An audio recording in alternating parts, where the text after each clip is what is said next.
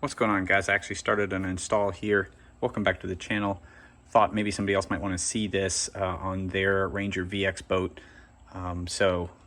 Without further ado, what I'm looking at doing here is installing here in the front panel on the bow one of my Garmin units. I've had this Echomap UHD 7-inch here mounted on the cradle on the front, and then a 9-inch Echomap UHD at the helm, and I'm looking to actually replace that 9-inch with one of the 12-inch ultras on the helm. And what I've decided to do is move my 9-inch here and then move my 7-inch actually still on the cradle but at the helm. So I'll have two units at the helm. Everything here is just, you know, a screwdriver. Using T20 Torx here with a couple of Phillips head here and there. There's also these square head screws, but there's bits for these. This is not hard to find. You might even have some that came with a big driver set. I've already done all the screw removal, so I'll show you kind of what that looks like. First thing you're going to want to do is go around this plastic trim here. And zoom in here, you can see there's these holes here. Go around, you do all of these. None of them are hidden or anything. They're all around the side. And once you do that, this piece here just comes up and out, including the little cup holder or accessory thing there. Just set that aside. There's going to be three screws as well. This little insert here, mine had a little bit of glue around this one.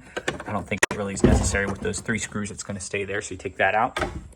And then, at least on my boat, I've just got this fiberglass insert here. And so this guy had screws going through it from the plastic frame above. You can see some of the holes here.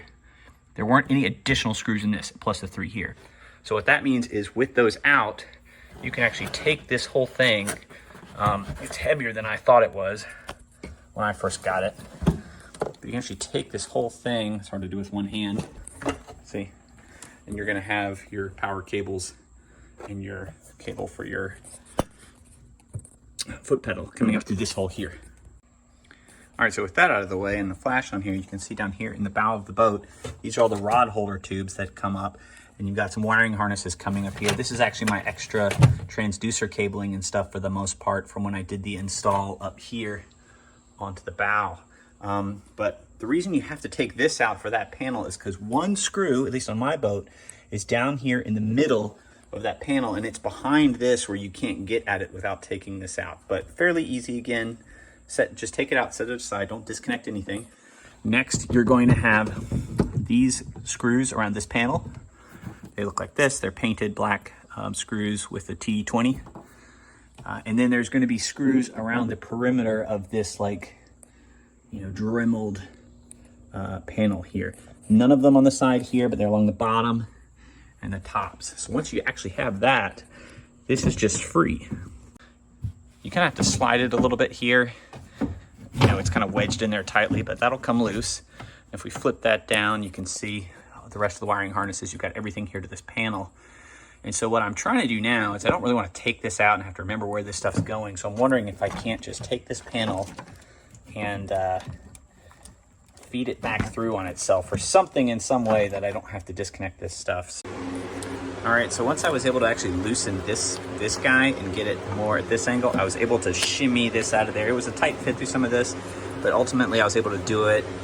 I guess your results may vary depending on how this wiring was done in at the factory, but worst case, there is wiring harnesses here for most of this, so you can probably take it out the front that way. I was able to slide this through the back of the hole here so that now I've got this panel, and so I can take this to the side and look at doing the jigsaw.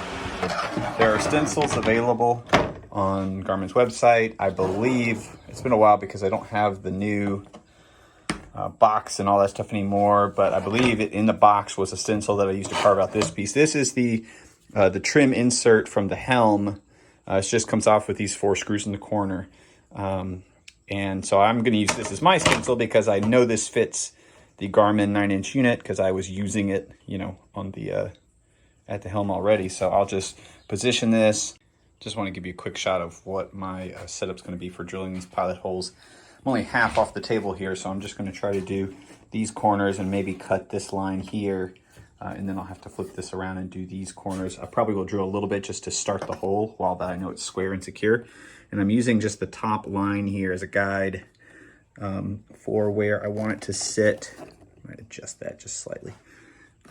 Doing it a little higher up so that it's not quite so far down on the floor once I have it in place. Just got a large drill bit here. The goal here is just to make something that the jigsaw can cut into. So we'll go a little bit through this corner here using our thing as a guide. Again, if you have paper, you'd have that taped on top and you'd use that as your guide for drill points.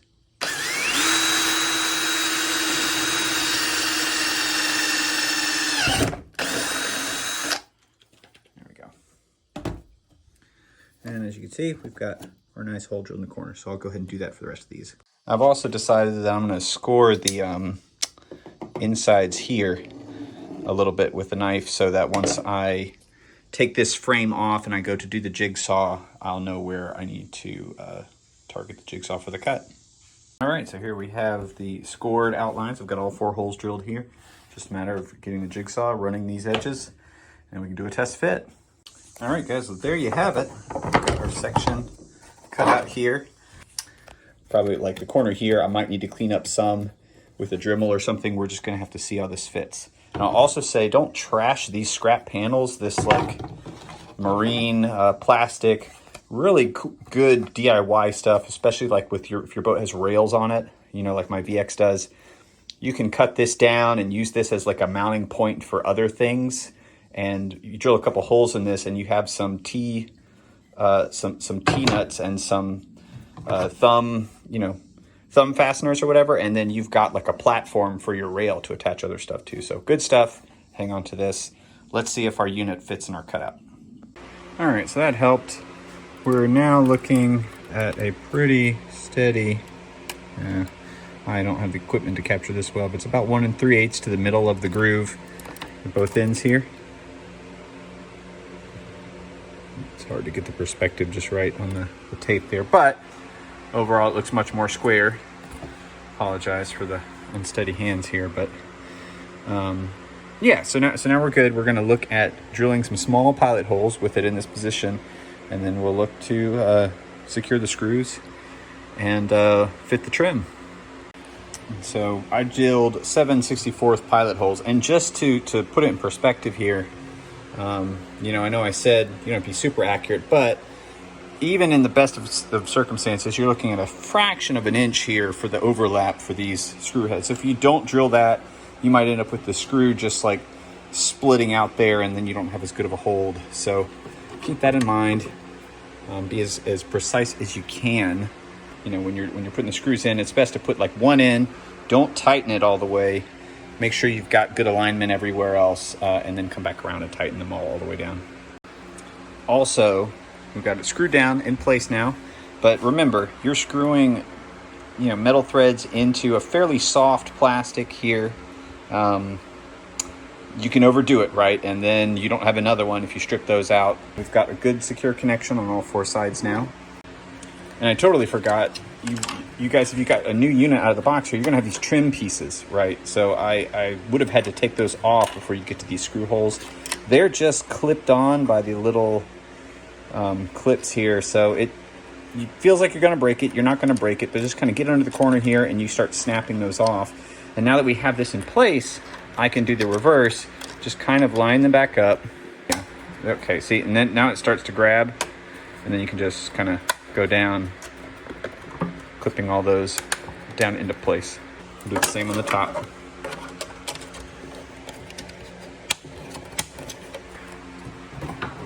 And there we go. There's the unit. All right, so now we've got our mounted unit on the panel. But before we get to actually resetting that,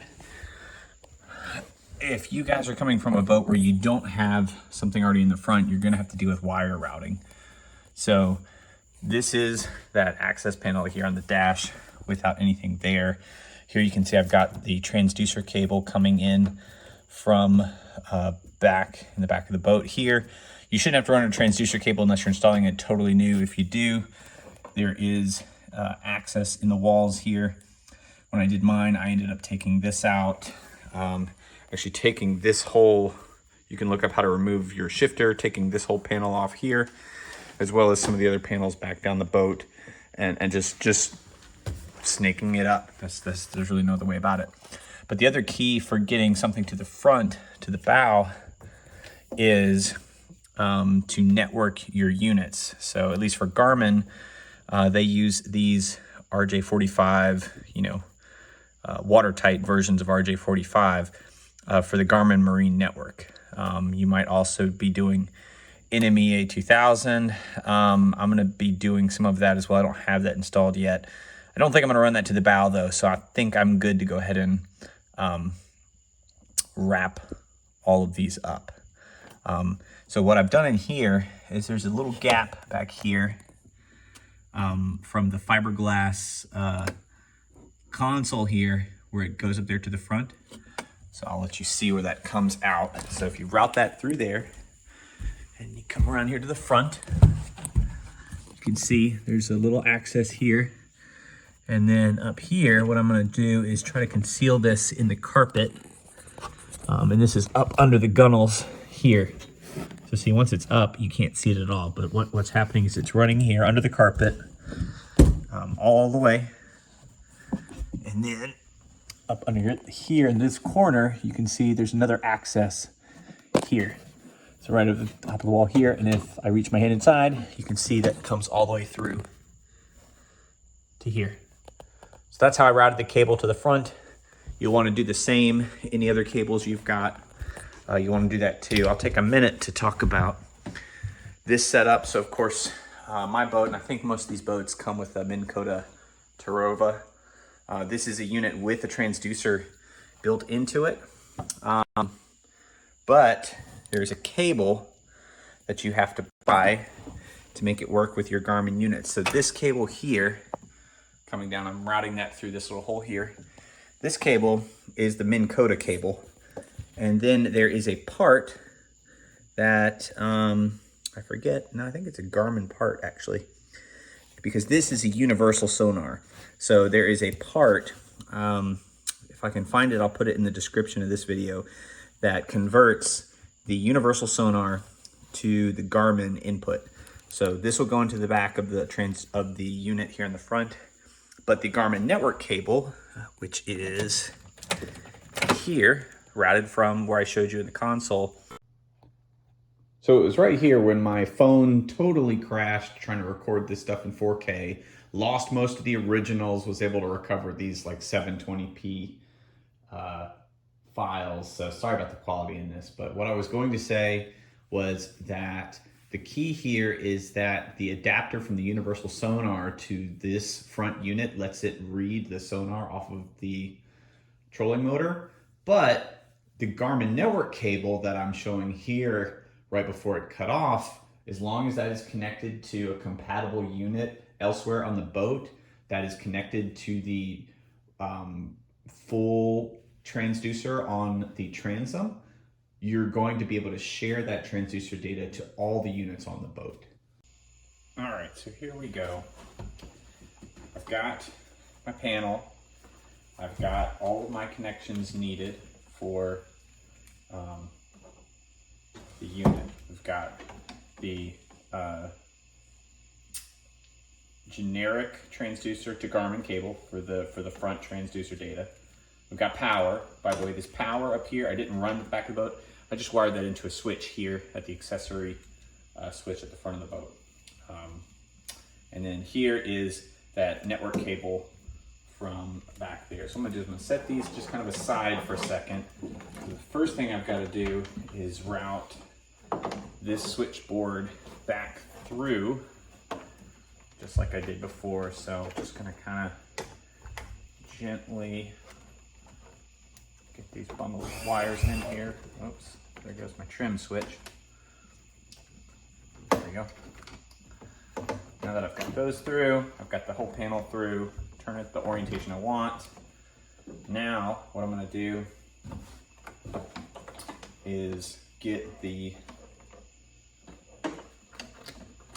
Garmin cables on the back here. We'll start with the network right here. So it plugs in, and then they've got these little collars that attach to the plugs that spin and thread on so you can get a secure watertight fit. This one is my transducer data here. Yep. Well, it was thrown off there for a second because what I didn't realize was you can see the orange transducer connection on the back of this. The 7-inch that I had up here before, the transducer is actually this simpler 9-pin connection. 1, 2, 3, 4, 5, 6, 7, 8-pin, sorry. 8-pin connection, which is what the Minn Kota adapter cable connects to. So to connect to this transducer, actually this adapter as well. This is labeled Garmin version 2 dual chirp capable. So the thing is, like, the transducer on the Minn Kota is actually fairly simple. Gets you just kind of your basic chirp, but it's nice to know like what's immediately under the front of the boat if you're like sitting right on top of a spot. But as you can see, this one takes this guy, converts it to this guy, so we'll hook that up now. And finally, we got a red power. We're gonna have some extra cabling, things like this, so just gonna do some zip ties just so this isn't completely rolling around in here loose. That actually doesn't look bad there, so I'm just gonna take this here, clamp on our power here for our trolling motor. So let's position that. Okay, so now we're in a position to begin to reposition this thing. So I find it's easiest if you kind of slide it in at the angle on one side like that. There we go. Looking pretty good. This unit here. And now, probably just gonna fast forward here while I reassemble some of this.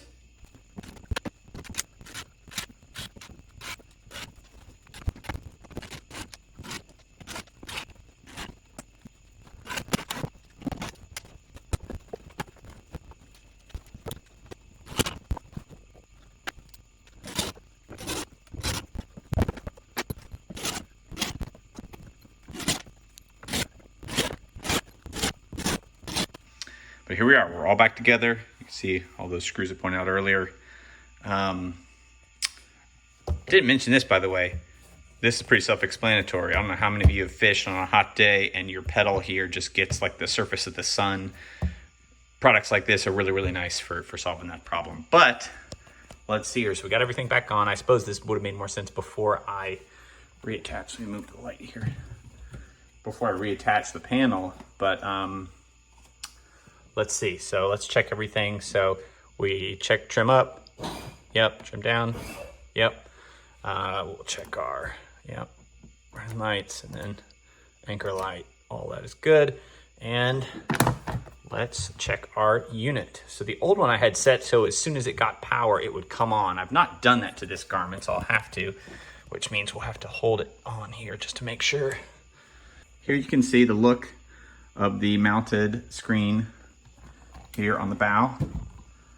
I think it's going to work out well. It's hard to read that here in the thing, but it's reading some kind of sonar data coming off of that. Hope you guys found something useful in the video here for wiring your chart plotter here in the bow of the Ranger VX series boats. So if it was helpful, likes, comments, subscribes. Let's teach the YouTube algorithm that it's worth watching these videos, because I am sweating like crazy here trying to film them. So, all right, that's it for now. Thanks, guys.